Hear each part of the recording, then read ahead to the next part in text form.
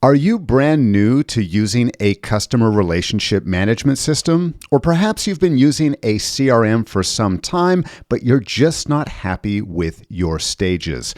Well, in this video, I'm going to show you the perfect 5-step pipeline so that you can manage all of your deals and make more sales without having to manage a complicated system. Hello everyone, Scott Friesen here at Simpletivity, helping you to get more done and enjoy less stress. Of course, with any sales funnel or any sales pipeline, the goal is to have a new customer or a new lead start here on the left-hand side and bring them all the way here to the right. We want to win this deal. We want to work with this client and, of course, bring ourselves more business. So let's get started with stage number 1. I'm going to come up here and go to my editing window. And the first stage is fairly straightforward. We're going to call it lead created. Yes, I told you it's going to be fairly simple because the more simple you make this, the more success you are going to find. Now, you could label this something like qualified or new lead,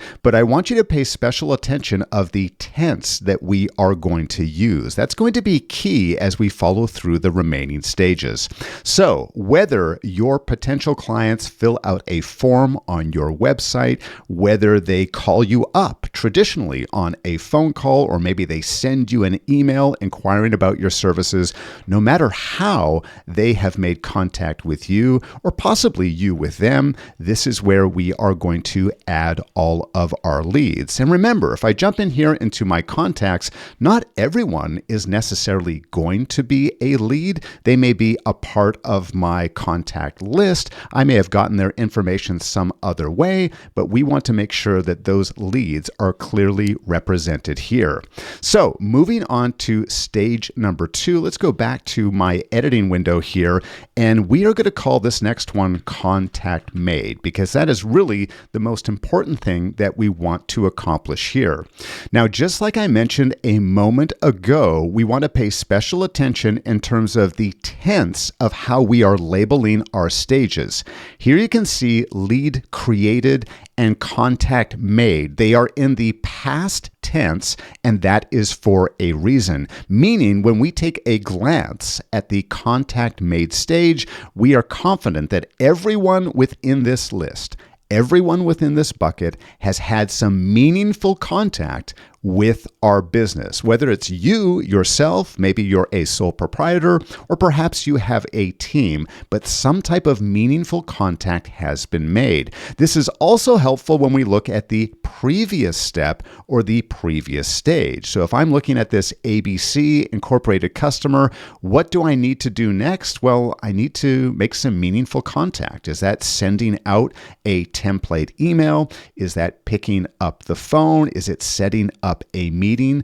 What exactly does that mean? But they are not going to be moving into this next step, this next stage, until that contact has been made.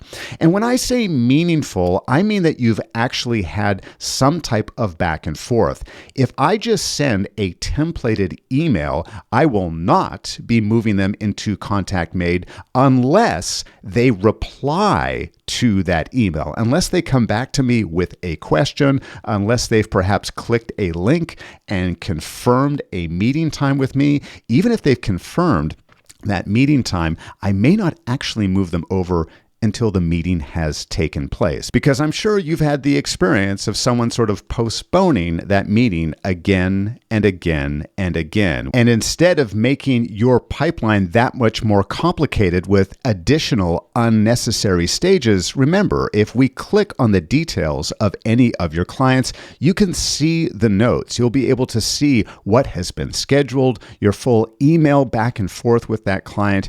You can add additional notes here if you like. For example, here, budget concerns might need a phased plan. So that's good information for me to know before I go about and actually create that meeting.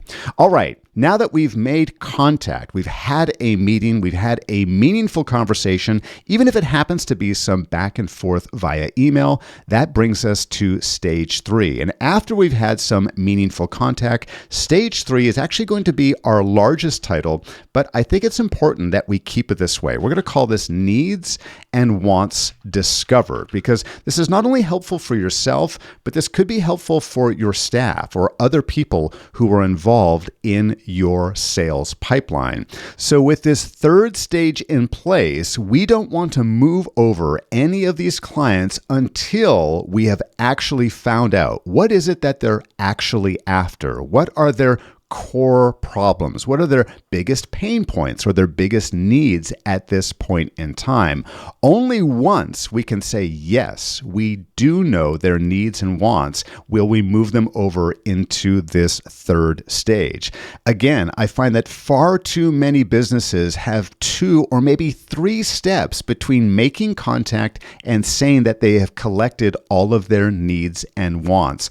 Keeping your pipeline nice and slim and trim and efficient is going to go a long way to your success. So now that we're past the halfway point and we've collected all of that relevant information, what is our 4th stage? Well, stage 4 is on us. This is where we are going to make an actual offer to that potential client. We've had a meaningful conversation. We have collected all of the relevant information and heard their needs and wants.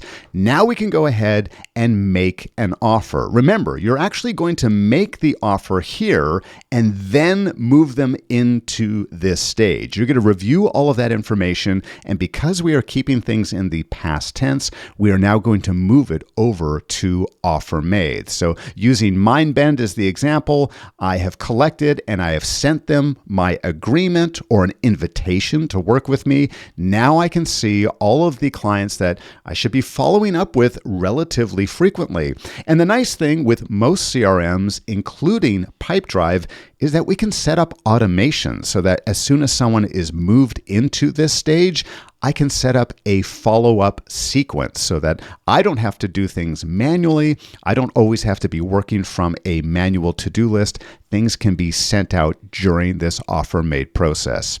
Last but not least, stage 5 may be fairly straightforward, but we are going to label this offer accepted. And there's a reason why we are finishing it here and not adding a 6th stage, which is called offer declined. More on that in just a moment. Of course, with any CRM system, your goal is to get everything over here to the right-hand side. We want to be able to do business and bring new clients to our business. And the only way we can do that is for others to sign an agreement or agree to work with us. So here we are going to have our offer accepted. Now, a great question is, why don't I include a 6th stage called offer denied or offer not accepted?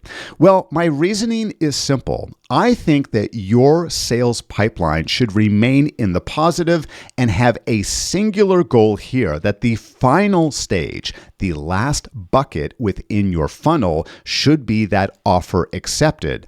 Often when we keep a full list of all the clients that have denied our offer, it can be very demotivating. In addition, we can lose our focus and try to focus more on those who have already turned us down when we should be focusing most of our attention, if not almost all of our attention, on the current offers or the clients that are currently in our pipeline. Now, let's say that this Big Wheels Incorporator does turn us down. Well, it's very easy. If I open up this client card, here at the top, I can simply say won or lost. It's just a single click. In fact, Pipedrive makes it even easier. You may notice as I've been dragging things to different stages, I could actually just drag it to won or lost as well. So if I put it here under lost, I can give it a quick reason. Maybe I'm going to say that there was budget concerns.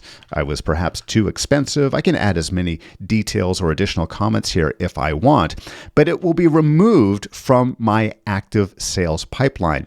I think that is better because I can always go to other areas of my CRM, including this one here. You can see that it's highlighted now in red, and I can set up an automation or a reminder to come back and check in with them in the future. In fact, it's even given me a suggestion to come back and reopen the conversation with this client a little later this year on July 2nd. So I think that's more effective to deal with it that way. I can keep my sales pipeline that much cleaner. Now, if you're still searching for the perfect CRM, or perhaps you're just not happy with your current CRM system, I would recommend checking out Pipedrive. Pipedrive is not only extremely easy to use, but you can add additional automations, manage all of your emails and scheduling right within a single application. If you'd like to try Pipedrive CRM for free, simply click the link in the description below and you can get full access, no credit card required. Thank you so much for watching today's video, and remember, being productive does not need to be difficult. In fact, it's very simple.